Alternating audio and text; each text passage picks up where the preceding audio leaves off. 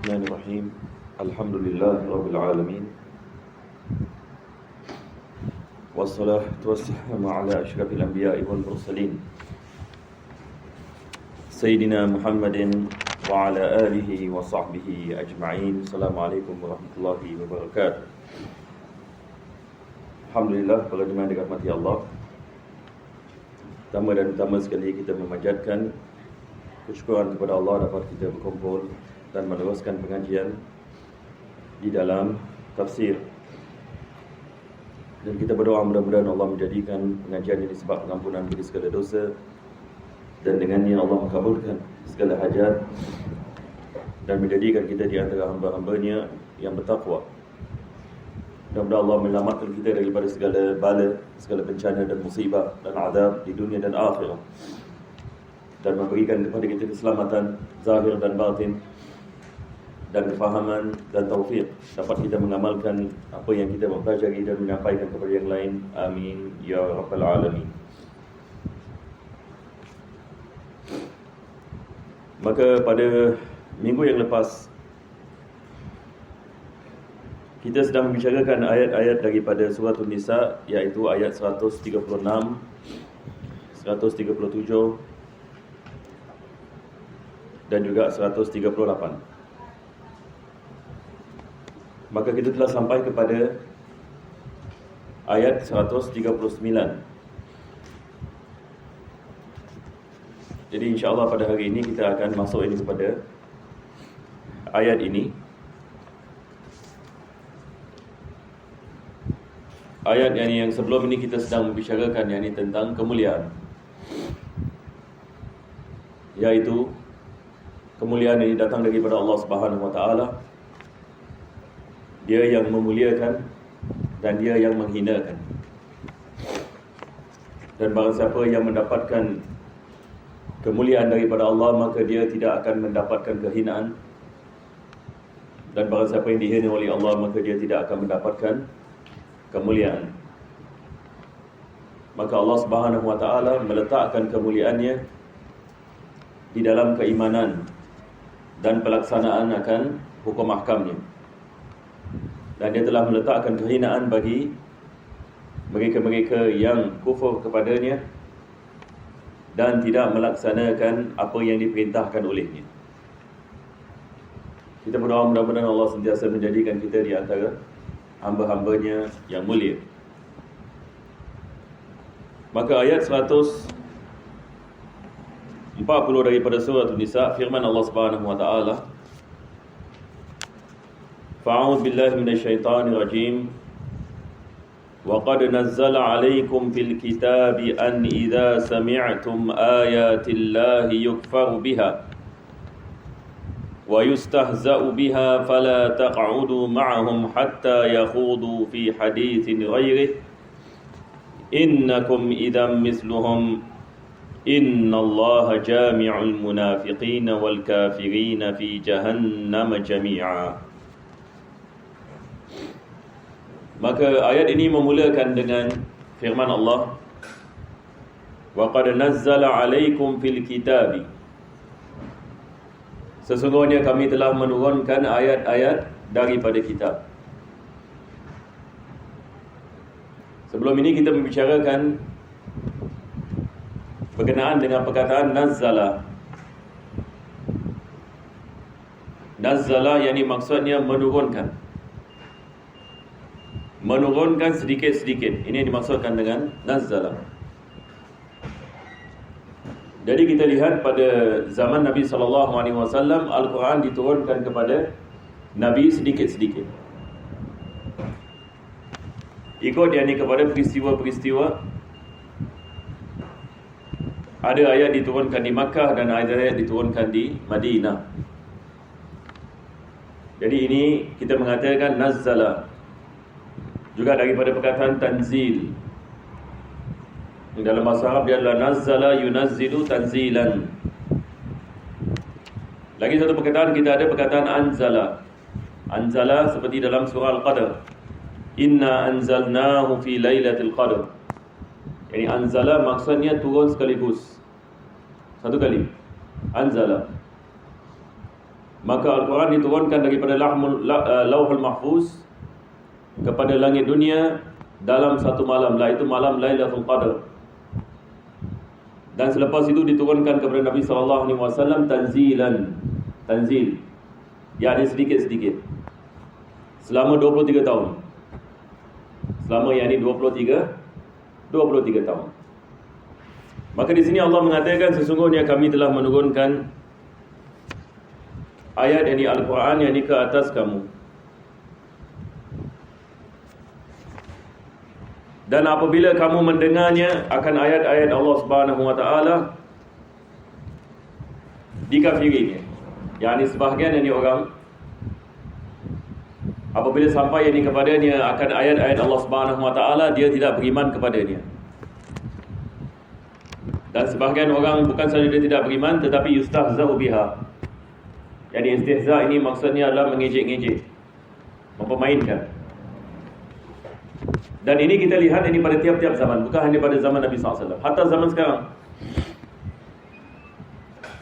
Zaman sekarang ada manusia yang tidak beriman.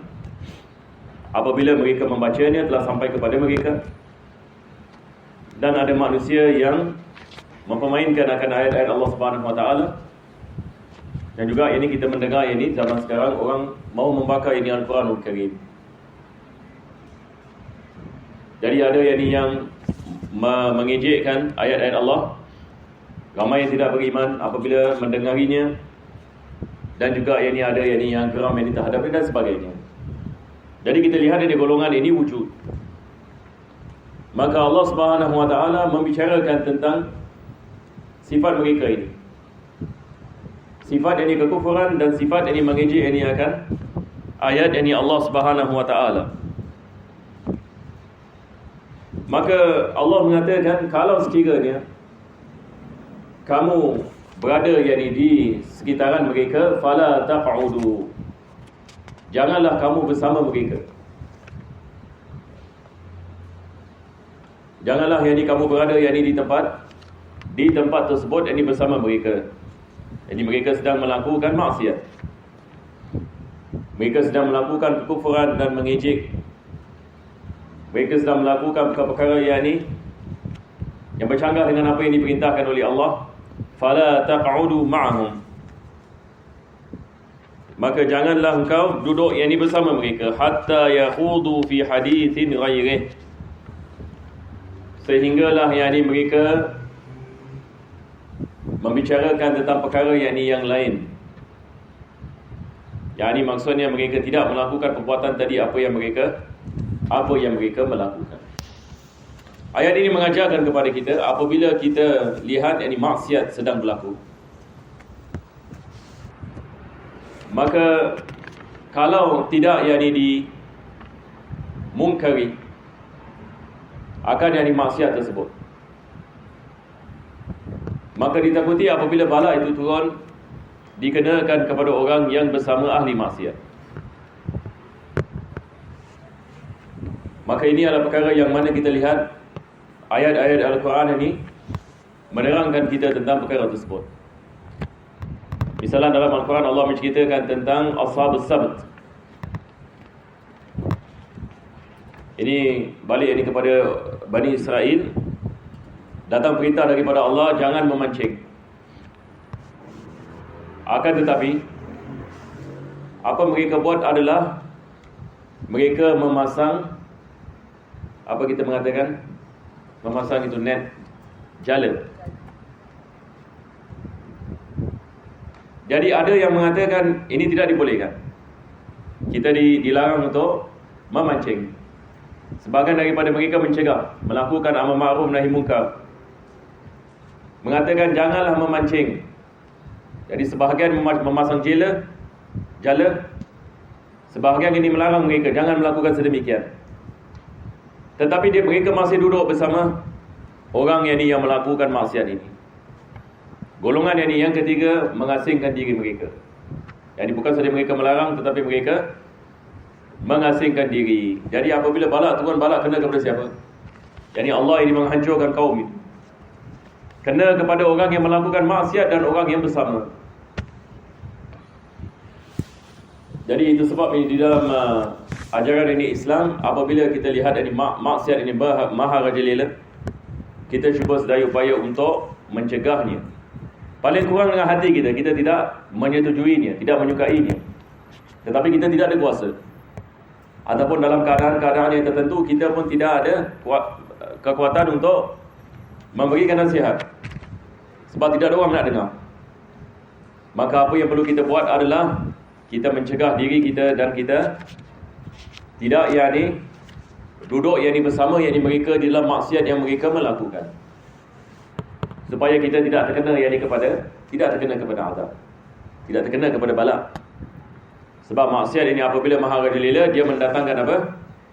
Dia mendatangkan bala. Ini baru-baru ini kita lihat apa berlaku di Taiwan. Taiwan juga dalam salah satu negara yang menghalalkan ini LGBT. Kita lihat apa yang berlaku. Jemaah ada lihat news? Ada ya? Cuma kita harapkan Singapura ni benar-benar Allah selamatkan. Betul ke tidak? Benar-benar Allah selamatkan. Cuma apa yang kita harus faham, apabila maksiat ini maha rajalela dalam sebuah negara, maka ia mengundang apa? Ia mengundang bala. Dan ada orang mungkin dia salah faham. Dia menyangkakan bala mesti sama ada tsunami ke, ataupun gempa bumi, ataupun natural disaster. Ada orang yang dia menyangkakan itu saja bala. Tak, salah. Bala juga boleh datang dengan beberapa cara. Bala ini boleh datang dalam bentuk ekonomi. Betul ke tidak? Ekonomi, recession, bala. Begitu juga inflation, bala. Harga barang naik, bala. Betul ke tidak? Allah Subhanahu Wa Taala apabila menurunkan bala, dia boleh datang dengan misal COVID, penyakit yang manusia tidak tahu daripada mana penyakit ini datang, yang menyebabkan banyak kedai-kedai tutup dan sebagainya. Maka ini adalah bala. Jadi kalau Allah Subhanahu Wa Taala, naudzubillah min zalik, ini bukan kita nak minta bala, tapi kita berdoa mudah-mudahan Allah selamatkan kita. Tapi ini misal, betul ke tidak? Kalau Allah nak menurunkan bala, dia menurunkan bala dalam keadaan kita tidak menyadari dan kita tidak mengetahui. Dan mungkin kita tak tahu pun ia bala daripada Allah. Sebab ini kita hanya lihat kepada zahir umur, zahir keadaan. Ini yang kita takut. Mudah-mudahan Allah Subhanahu Wa Taala menyelamatkan kita dan menyelamatkan ahli keluarga kita, insya-Allah. Kita lihat di dunia sekarang ini macam-macam sedang berlaku. Kita lihat apa yang berlaku di Pakistan, apa yang berlaku di India. Ini semua adalah pelajaran bagi kita semua.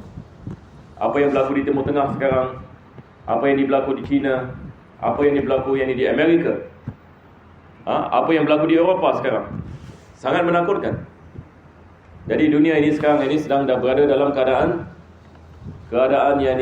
kita mengatakan bukan dari keadaan yang baik. Jadi manusia sedang diuji oleh Allah Subhanahu Wa Taala. Maka Allah memerintahkan kita, fala taq'udu ma'hum hatta yakhudu fi haditsin ghairi innakum idzam misluhum. Apabila kamu bersama mereka, seolah-olah kamu seperti mereka. Jadi di sini sekali lagi amar ma'ruf nahi munkar. Nabi SAW ini mengatakan, apabila kamu melihat kabar kemungkaran, falyughayyirhu biyadihi, hendaklah kamu mengubahkan kemungkaran itu dengan tangannya, iaitu dengan kuasanya. Fa illam yastati' fa bilisanihi, kalau dia tidak mampu maka dengan lisannya. Fa illam yastati' fa biqalbihi, kalau dia tidak mampu maka dengan hatinya. Betul ke tidak? Wa dzalika ad'aful iman. Nabi mengatakan itu adalah selemah-lemahnya iman. Maksudnya kalau seseorang itu hatinya pun tidak ada rasa mencegah maksiat, maka ini menunjukkan iman yang adalah selemah-lemah iman. Iman yang sedang berada dalam keadaan bahaya. Sebab daripada tanda wujudnya iman adalah membenci kepada apa yang dilarang oleh Allah dan gembira kepada apa yang diperintahkan oleh Allah. Ini tanda kita ada iman. Kita sayang suka kepada salat. Ini adalah daripada tanda iman. Suka kepada puasa, ibadat puasa. Suka pergi ke masjid, misalnya. Suka kepada ibadah-ibadah yang mendekatkan diri kepada Allah. Ini adalah tanda wujudnya iman. Tidak suka yang ini kepada maksiat.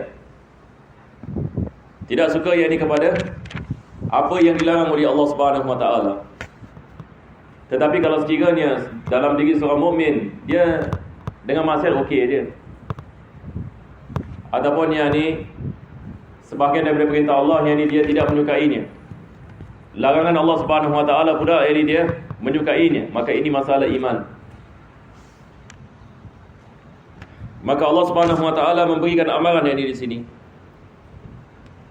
Janganlah kamu yang ni duduk bersama mereka sehinggalah yang ni mereka membicarakan tentang perkara yang ni yang lain. Sebab kalau kamu melakukan seperti itu, maka kamu seperti mereka. Innallaha jami'ul munafiqina wal kafirina fi jahannam jami'a.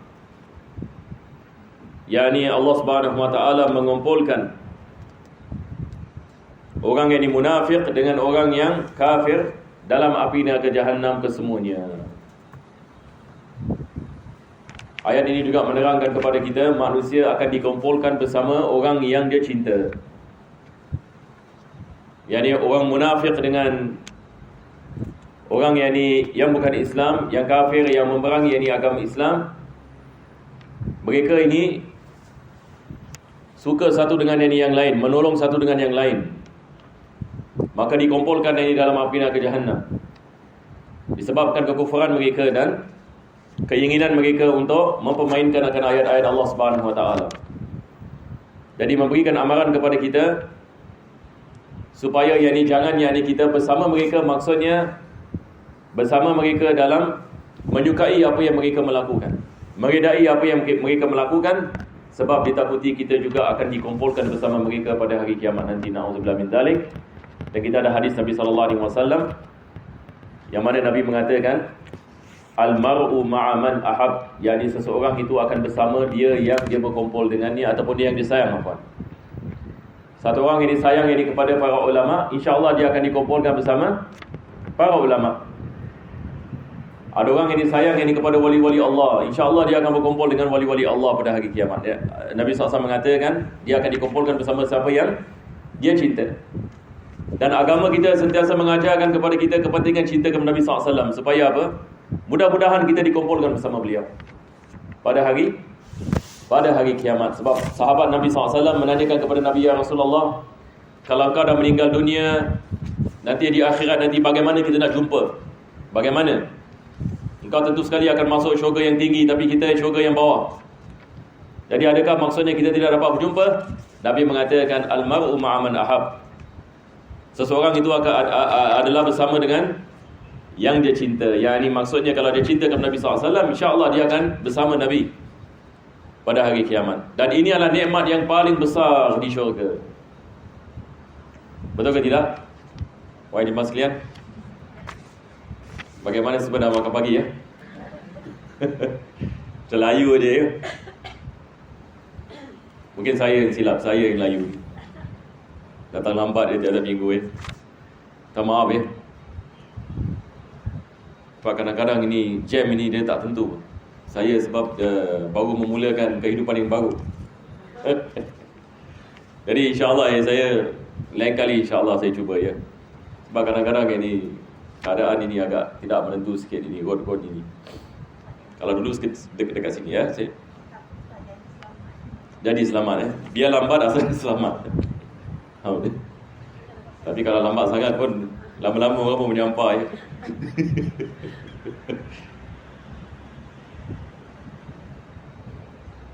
Tadi kita sedang membicarakan yang berkenaan dengan kepentingan cinta kepada Nabi SAW. Sebab dalam syurga nanti, nikmat yang paling besar adalah seseorang dapat berkumpul dengan Nabi dalam syurga. Sahabat-sahabat Nabi SAW ini yang mereka usahakan. Ini yang mereka berdoa kepada Allah. Bagaimana nak mendapatkan murafaqah. Ada satu orang ini berkhidmat kepada Nabi SAW. Nabi menanyakan kepada dia, apa yang kau nak? Dia mengatakan, aku tidak mau apa-apa ya Rasulullah. Nabi mengatakan, kalau kau ada hajat, dia bilangkan kepada aku. Dia mengatakan tidak ada apa-apa melainkan satu perkara. Apakah perkara tersebut? Dia mengatakan, inni uridu murafaqataka fil jannah. Aku mahu bersamamu di syurga. Jadi ini adalah permintaan yang besar ini. Masya Allah. Perkara yang sangat luar biasa. Apa Nabi SAW mengatakan kepadanya? Nabi mengatakan, a'inni bikasratis sujud. Yani bantulah aku ini dengan banyak akan melakukan sujud. Yani banyak melakukan salat. Sebab ini adalah daripada sebab ini seseorang insya-Allah yani akan mendapatkan kedudukan yang tinggi di syurga nanti. Mudah-mudahan Allah berikan kepada kita taufik.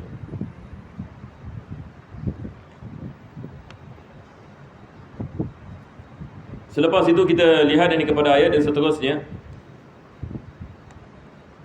Firman Allah Subhanahu wa taala, alladzina yatarabbasuna bikum fa in kana lakum fathun minallahi qalu alam nakum ma'akum wa in kana lil kafirina nasibun qalu alam nastahwidh 'alaikum wa namna'kum minal mu'minin.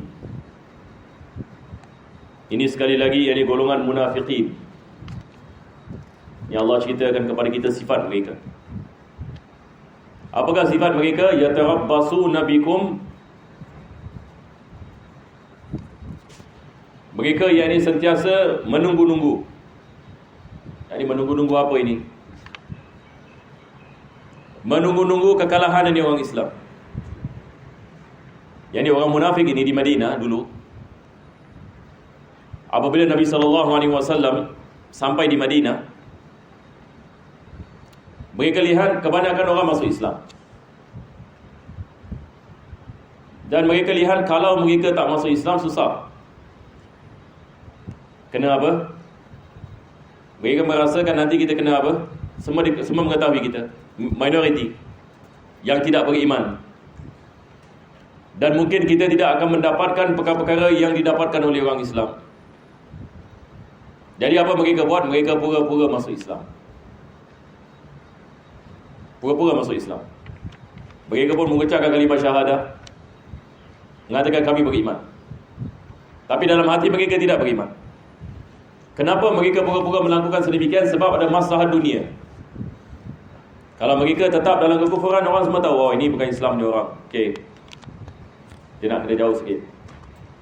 Ataupun ada yang ni, perkara-perkara yang ni yang berbeza.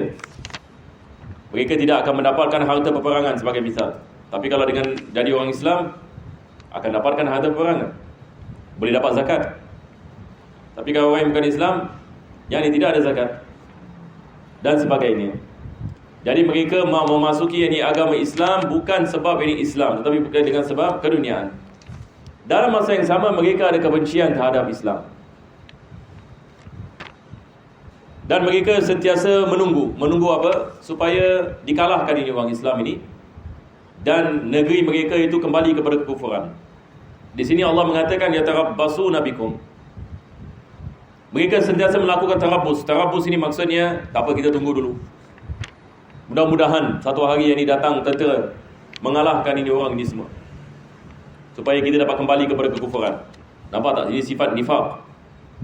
Sifat dari golongan munafik. Itu sebab kalau kita baca sirah Nabi SAW, mereka membantu kafir musyrikin memerangi orang Islam. Betul ke tidak? Kita dalam peperangan Badar, peperangan Uhud. Apabila berlaku yang ini peperangan, apa mereka buat? Mereka ini ibarat ini seperti spy, memberitahukan kepada kaum musyrikin tentang kelemahan ini orang Islam. Apa yang sedang berlaku di Madinah, mereka report. Macam zaman sekarang pun ada kan, spy agency. Betul ke tidak?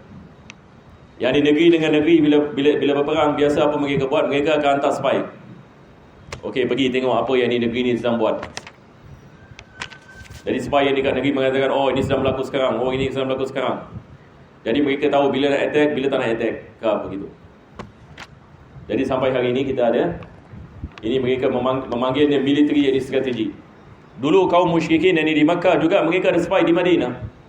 Walaupun mereka di Makkah, mereka pun tunggu juga bila kita boleh attack ini orang Islam ini. Jadi bagaimana mereka dapat khabar ini daripada kaum orang munafik. Dengan juga orang Yahudi. Orang Yahudi pun tak suka kepada orang Islam. Tidak suka kepada Nabi SAW. Yahudi punya cerita yang kita sudah mengetahui.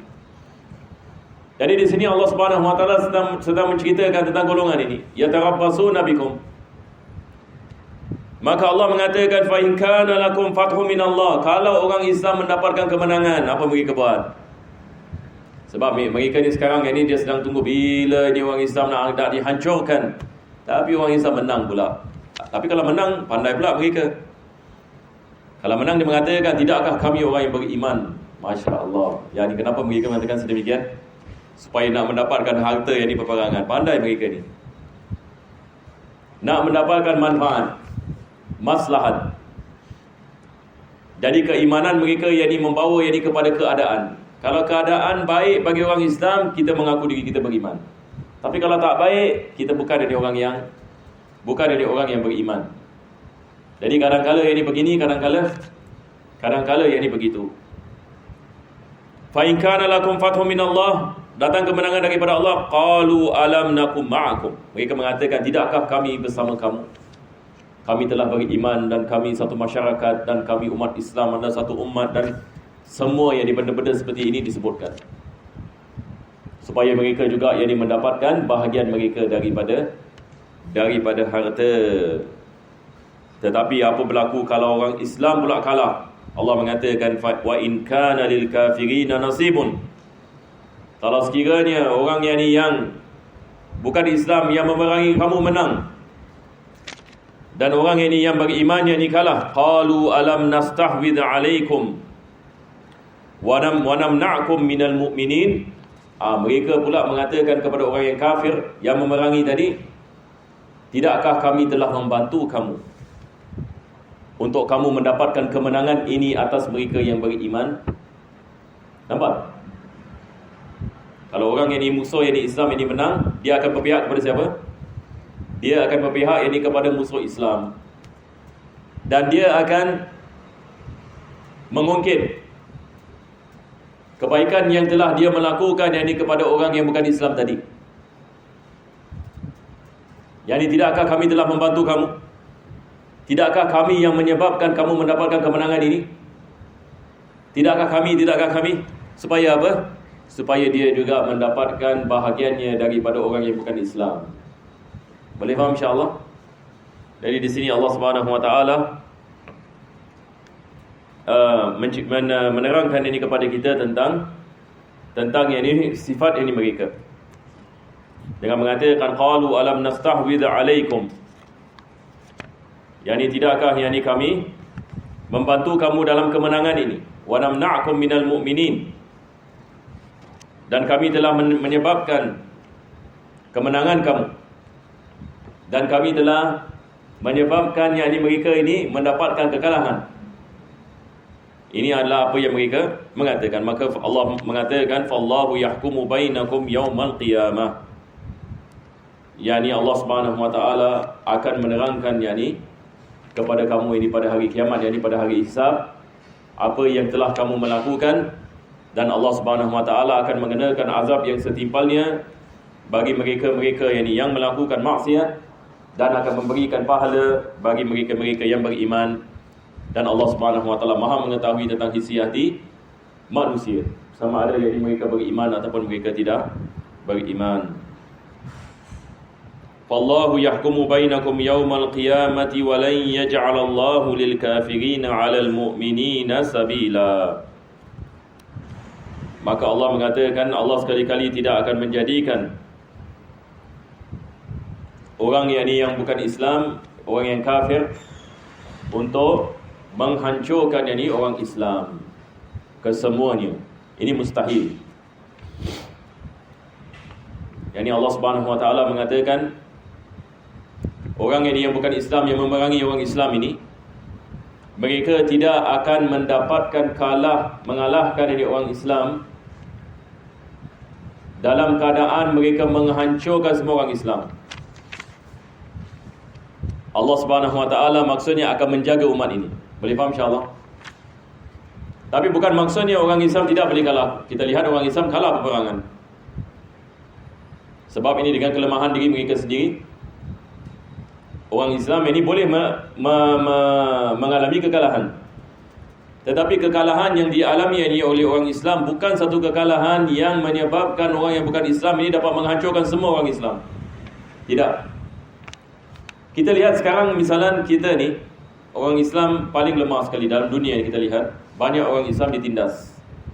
Dan umat Islam ini, ramai daripada umat Islam sedang hidup ini dalam keadaan kemiskinan, dalam peperangan dan sebagainya. Tetapi kita lihat dakwah Islam ini masih berjalan. Makin ramai orang masuk ke dalam agama Islam. Dan begitu juga kita lihat sebahagian dari umat Islam mendapatkan apa kita mengatakan pelajaran yang tinggi. Sebahagian dari umat Islam dianugerahkan oleh Allah Subhanahu Wa Taala dengan harta, dengan kekayaan dan sebagainya. Jadi maksudnya walaupun peperangan terhadap Islam ini sedang berlalu, tetapi kita lihat jadi Islam ini masih berkembang. Dan Allah Subhanahu Wa Taala memberikan anugerah ini yang besar kepada sebahagian besar daripada umat Islam. Jadi ini menerangkan ini kepada kita, agama yang Allah Subhanahu Wa Taala ini merupakan agama yang membawa kepada keberkahan. Selagi mana kita umat Islam berpegang kepada agama, kita akan lihat ini hasilnya. Kita akan lihat bantuan daripada Allah Subhanahu Wa Taala. Tetapi apabila kita meninggalkan agama dan kita na'udzubillah bizalik ini melakukan kekufuran, maka di situ ini kita takut ini kalau turunnya bala. Jadi tugas kita ini hari ini adalah tugas kembali kepada Allah dan melaksanakan perintahnya dengan kita beriman dengannya. Allah akan memberikan barakah kepada kehidupan kita di dunia dan kehidupan kita di akhirat. Kita di Singapura pun sama juga. Kalau orang menanyakan kepada kita misalnya, bagaimana kita di Singapura ni sekarang, apa kita nak buat dan sebagainya, begini dan begitu, kita mengatakan kita perlu ada istiqamah dalam amal. Ini cerita ni. Kita mesti lihat kepada diri kita, bagaimana dengan amalan saya hari ini, bagaimana dengan salat saya, bagaimana dengan zikir harian saya, bagaimana dengan bacaan Al-Quran saya, bagaimana dengan iman saya, apa lagi, bagaimana dengan qiyamul lail saya, tamam, bagaimana yang ini dengan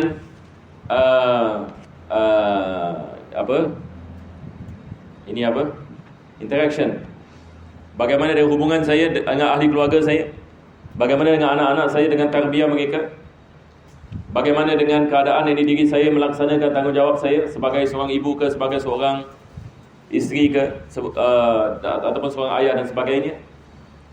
Bagaimana kita melaksanakan tugas kita harian dan tanggungjawab kita terhadap Allah Subhanahu Wa Taala. Ini adalah soalan yang perlu kita sentiasa menanyakan kepada diri kita. Sebab ini adalah perkara yang paling penting, yang akan memberikan kepada kita keselamatan di dunia dan keselamatan di akhirat. Sebab segala-galanya Allah yang memberi. Kalau kita melaksanakan apa yang Allah memerintahkan, insya-Allah kita akan mendapatkan anugerah yang besar.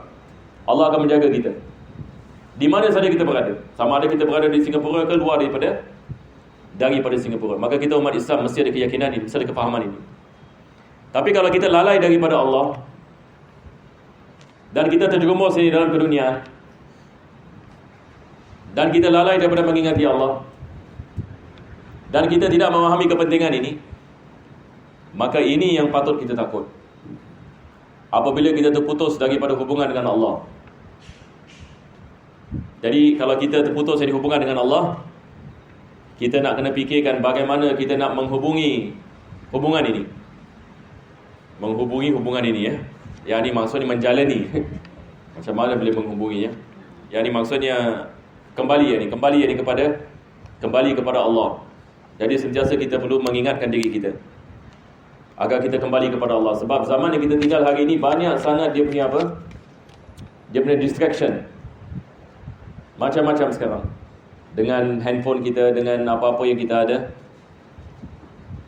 Hari-hari yang ini kita menghadapi banyak yang ini perkara-perkara yang sedang yang ini berlaku. Tapi kita mesti ada fokus dan konsentrasi kepada apa yang memberikan kepada kita manfaat di dunia dan manfaat di akhir. Mudah-mudahan Allah Subhanahu Wa Taala memudahkan insya-Allah. Ayat ini yang seterusnya Allah Subhanahu Wa Taala menerangkan tentang ini golongan ini munafik ini sekali lagi. Yang mana Allah mengatakan innal munafiqina yukhadi'una Allah wa huwa khadi'uhum.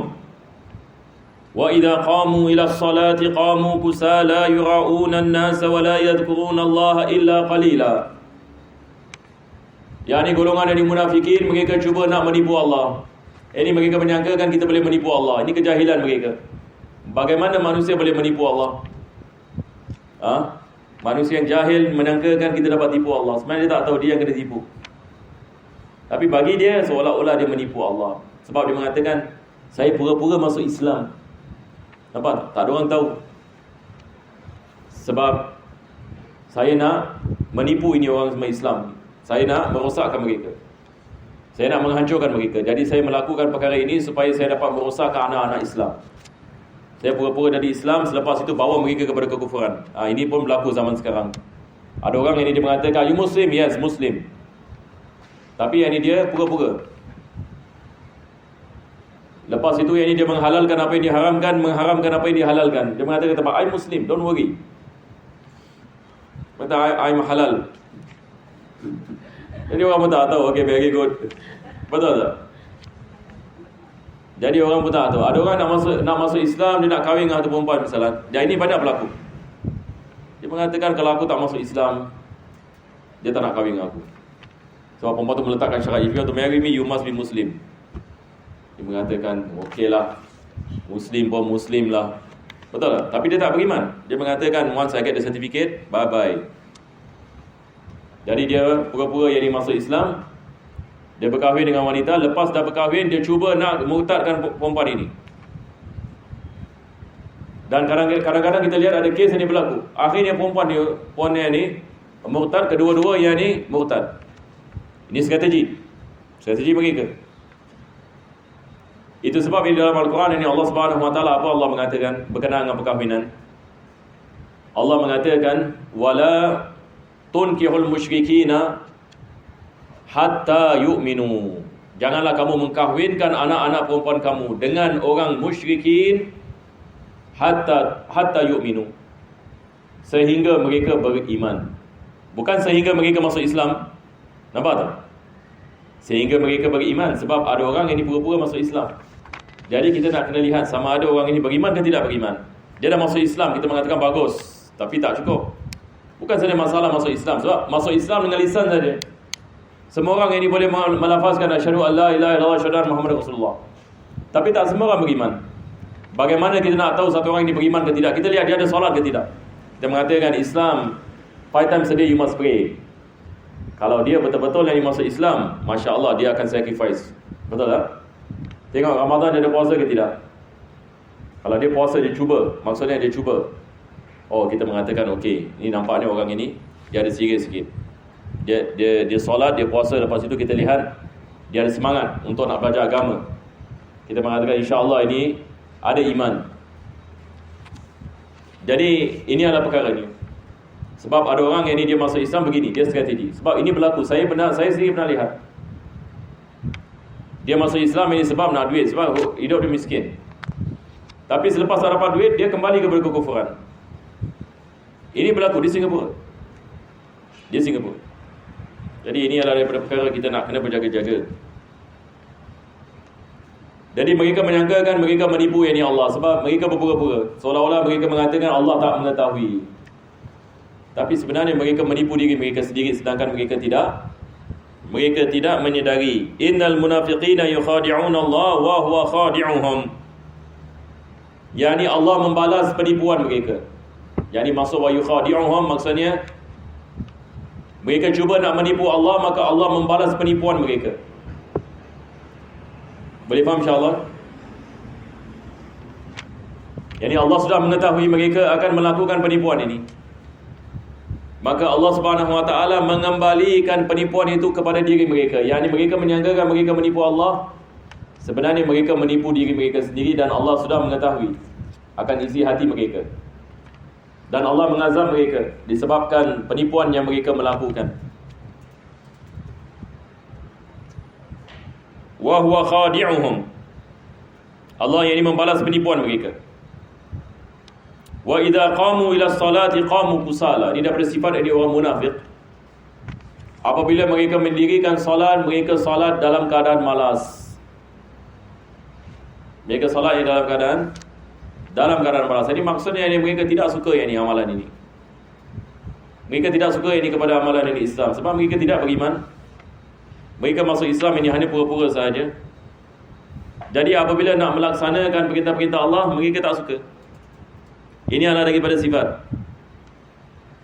Jadi daripada ayat ini Allah mengajarkan kepada kita tentang sifat ini. Yani apabila seseorang itu kita nak tahu sama ada dia mukmin, yani ada iman dalam hatinya, ataupun sebaliknya, kita lihat sama ada dia beramal ke tidak beramal. Jadi kalau sekiranya dia melakukan salat, Masya Allah, dalam keadaan yani dia suka kepada salat, ini kita mengatakan insya Allah yani dia mukmin. Tapi satu orang ini kalau dia tidak suka yani kepada salat dan dia malas.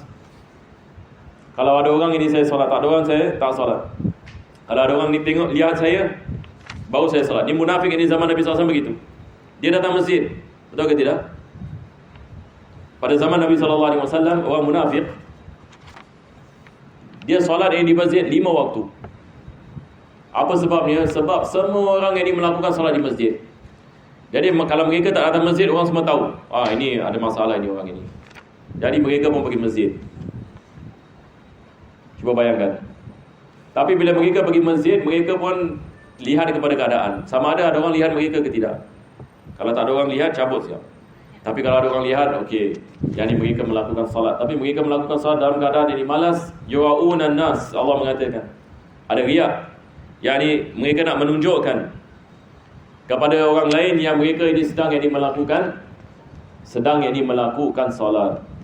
Ini adalah daripada sifat golongan ini. Kita berdoa mudah-mudahan Allah selamatkan kita daripada sifat ini. Dan Allah memberikan kepada kita khusyuk dan khudu' dan ikhlas dalam segala yakni amalan. Yura'una an-nasa wa la yadhkuruna Allah illa qalila. Mereka tidaklah ingat ini kepada Allah ini melainkan ini sedikit. Ini adalah sifat ini mereka. Jadi kita telah sampai kepada ayat 143. Kita baca lagi satu ya. InsyaAllah kita akan berhenti pada ayat 144. Ayat ini yang seterusnya juga ini membicarakan tentang sifat mereka. Allah mengatakan muzabzabina baina dhalika. Muzabzabin, yani maksud muzabzabin ini maksudnya dia macam mutaraddid. Apa dalam bahasa kita panggil? Macam tak tentu arah. Ini kita panggil muzabzabin. Kalau kita lihat dalam bahasa Arab, kita ada perkataan zubab. Zubab ini lalat. Jadi muzabzabin ini dia ibarat ini macam lalat. Lalat ini kalau kita lihat, dia tak tentu arah kan. Dia sering hinggap kat sini, lepas tu hinggap kat sini. Maksudnya dia tidak sense of direction. Ini lalat ni. Betul ke tidak?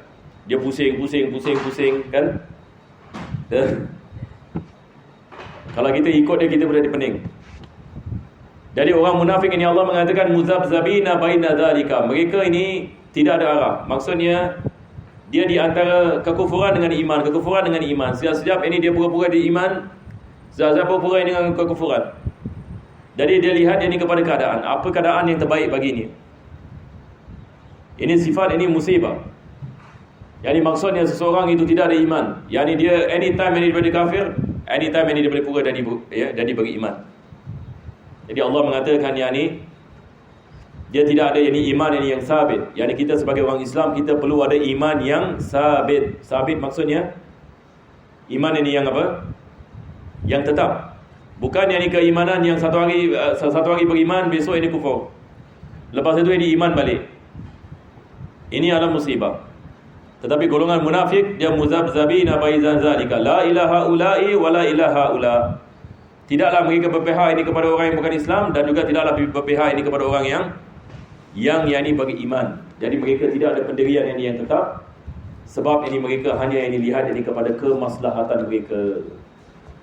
apa yang terbaik. Dan ini adalah falsafah sampai hari ini kita lihat orang yang ini mengamalkannya. Hari ini ia menjadi satu falsafah.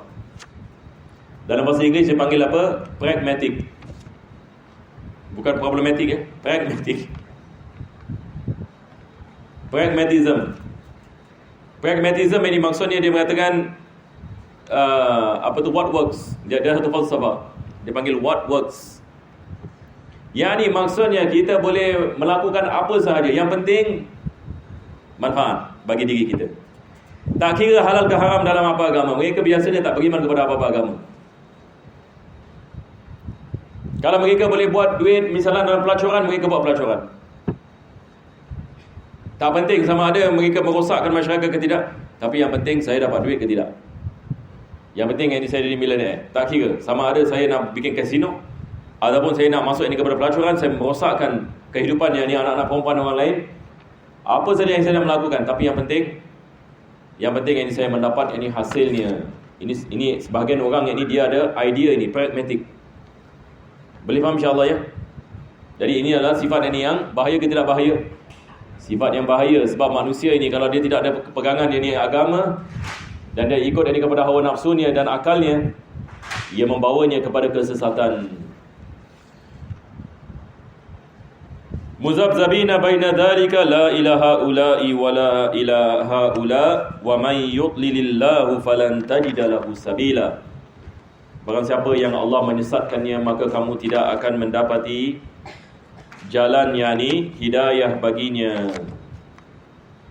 Kamu tidak akan mendapati jalan yakni hidayah dan kebahagiaan baginya. Na'udzubillah min zalik. Hidayah di tangan Allah Subhanahu wa taala. Mudah-mudahan Allah matikan kita dalam Islam dan memberikan kepada kita hidayah dan memberikan barakah kepada kehidupan kita di dunia dan akhirat. Amin. Ya Rabbal Alamin. Alhamdulillah Rabbil Alamin. Allahumma salli wa sallim ala Sayyidina Muhammad wa ala ali Sayyidina Muhammad. Rabbana zalamna anfusana wa illam taghfir lana wa tarhamna lanakunanna minal khasirin. Allahumma inna nas'aluka ziyadatan fid din, barakatan fil umur, wa sihhatan fil jasad, wa si'atan fil rizq, wa tawbatan qabla al-maut, wa shahadatan inda al-maut, maghfiratan ba'da al-maut, wa 'afwan lisam, amanan min 'adab, nasiban min al-jannah, warzuqna an-nadhara ila wajhikal karim. Sallallahu alaihi wasallam Muhammadin wa ala alihi wa sahbihi wasallam. Walhamdulillahi rabbil alamin.